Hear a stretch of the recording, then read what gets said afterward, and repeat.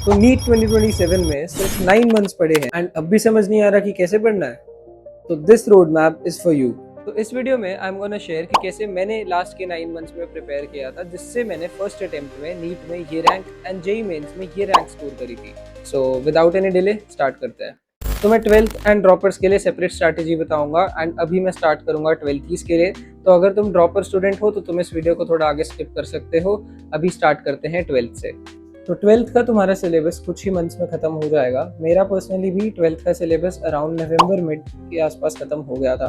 And अब उसके बाद आती है मेन चीज़ कि टेस्ट कैसे स्ट्रैटेजाइज करने हैं, मॉक्स कैसे देने हैं एंड सिलेबस को अच्छे से रिवाइज कैसे करना है। तो अब अगर तुम्हारा सिलेबस नवंबर मिड या दिसंबर स्टार्टिंग तक ख़त्म हो जाता है तो अब तुम्हें स्टार्ट करने हैं mock test. And mock test कैसे स्टार्ट करने हैं, सीधा फुल सिलेबस पे नहीं जाना है। पहले तुम्हें 11th एंड 12th के पार्ट टेस्ट देना बहुत ज़रूरी है, जिसमें तुम्हारा पूरा सिलेबस 4 या 5 टेस्ट्स में ख़त्म होगा। नॉट 4 या 5, अप्रॉक्सीमेटली 8 to 9 टेस्ट्स में तुम्हारा सिलेबस ख़त्म होना चाहिए। अब पार्ट टेस्ट देना क्यों इंपॉर्टेंट है? ऑफकोर्स टाइम ज़्यादा लगेगा, but syllabus in depth cover करना एक बारी तो बहुत ज़रूरी है। बिकॉज ऑफकोर्स जब तुम 12th की तैयारी कर रहे थे, जब 12th का सिलेबस चल रहा था, तो ऑफकोर्स 11th का कुछ ना कुछ पार्ट तुम्हारा वीक रह गया होगा या फिर बैकलॉग रह गया होगा, तो उसे कवर करना पहले बहुत ज़रूरी है। बट अब बैकलॉग को क्लियर कैसे करना है? तो बैकलॉग क्लियर करने के लिए the best strategy is prioritising. अब व्हाट इज प्रायोरिटाइजिंग? क्या तुम्हें बैकलॉग को प्रायोरिटाइज करना है जो तुम्हारा करंट सिलेबस है उससे? नहीं, तुम्हें अपने करंट सिलेबस को पहले प्रायोरिटाइज करना है। कैसे?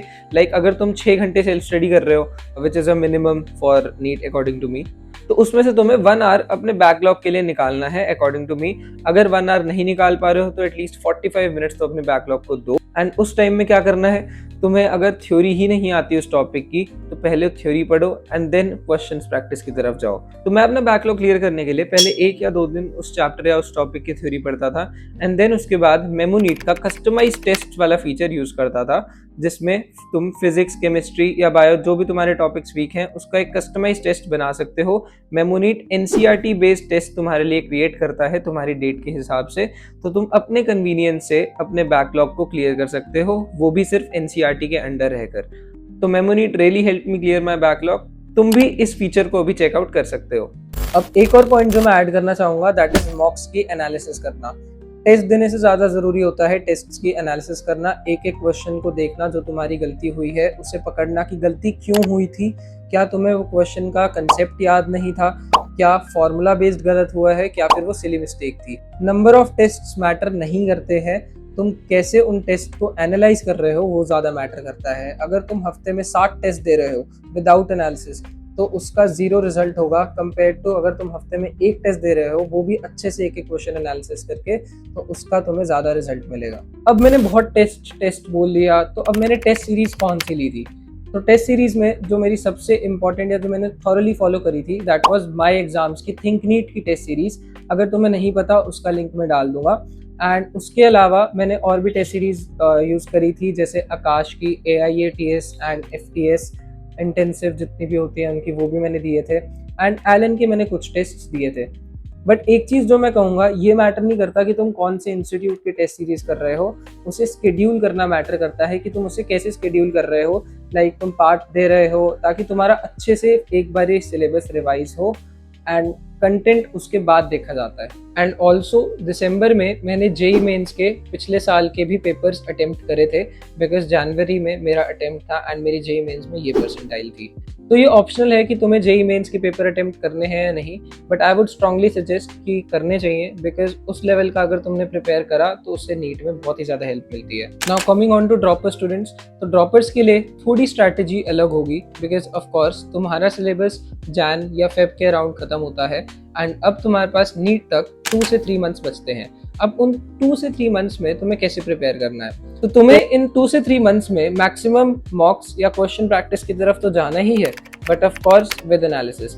बट द ओनली थिंग जो चेंज आती है 12th एंड ड्रॉपर्स में, number of tests and also part tests तुम्हें देने हैं या नहीं। बिकॉज ऑफ कोर्स 2 से 3 महीनों में अगर तुम्हें सिलेबस भी रिवाइज करना है, तो उसके लिए अगर तुम पार्ट टेस्ट्स में ज़्यादा जाओगे तो ऑफकोर्स फुल सिलेबस टेस्ट्स नहीं दे पाओगे। तो वो तुम्हें डिसाइड करना है कि तुम्हारा सिलेबस कितना वीक है या तुम्हें क्या कहाँ पॉइंट कवर करनी है एंड कहाँ तुम्हारा बैकलॉग है।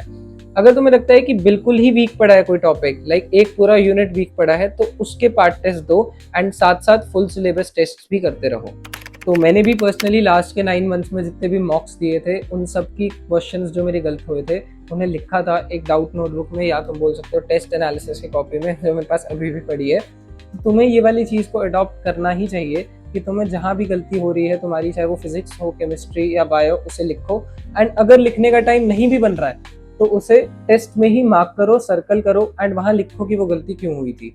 अब टेस्ट को संभाल के रखना भी बहुत ज़रूरी है, क्योंकि यही टेस्ट लास्ट के 1 महीने में, जब तुम लास्ट में मॉक्स दे रहे होगे, तुम्हारी सारी रिविजन खत्म हो गई होगी, तो तुम्हारा एक ही काम होगा, इन्हीं गलतियों को दोबारा पढ़ना और रिव्यू करना। एंड अब तुमने मॉक्स दे लिए, सिलेबस रिवाइज कर लिया, गलतियां लिख ली, एंड अब आता है नीट से पहले का 1 मंथ। एंड अब इस 1 मंथ में कैसे प्रिपेयर करना है जिससे तुम्हारी रैंक अच्छी आए, बिकॉज ये 1 मंथ बहुत ही ज़्यादा डिसाइडिंग फैक्टर होता है।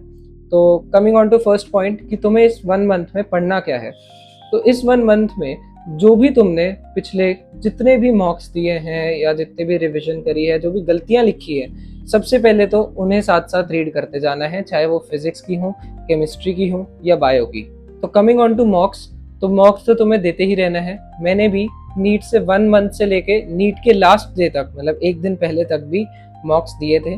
एंड मैं हर रोज का 1 से 2 मॉक तो देता ही था, कभी कभी 3 भी दे देता था। जब मेरे को रिविजन करने का मन नहीं करता था तब मैं खुद से 1 या 1.5 घंटे में फटाफट से सॉल्व कर लिया कोई भी पेपर, क्योंकि टेस्ट बहुत सारे अवेलेबल होंगे तुम्हें, बस तुम करने वाले बनो। क्योंकि कभी कभी ऐसे होता है कि तुम्हें थ्योरी पढ़ने का मन नहीं करता, तो मैं तब टेस्ट अटेम्प्ट कर लेता था जो भी मुझे मिलता था। तो यार देखो, ये तो हो गई सारी प्रैक्टिकल बातें कि पढ़ना कैसे है, कैसे स्ट्रैटेजाइज करना है, क्या काम करना है, कैसे रैंक लानी है।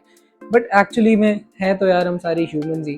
एंड ये रैंक लाने के बाद भी तुम्हें लगता होगा कि क्या मैं बर्नआउट नहीं होता था, क्या मेरा कभी कभी पढ़ने का मन नहीं करता था। ऑफ कोर्स होता था। ऐसे एक दिन आते थे कि जब मेरा पढ़ने का बिल्कुल मन नहीं करता था, बुक्स उठाने का मन नहीं करता था, या मतलब बिल्कुल भी नीट की तरफ देखने का मन नहीं करता था।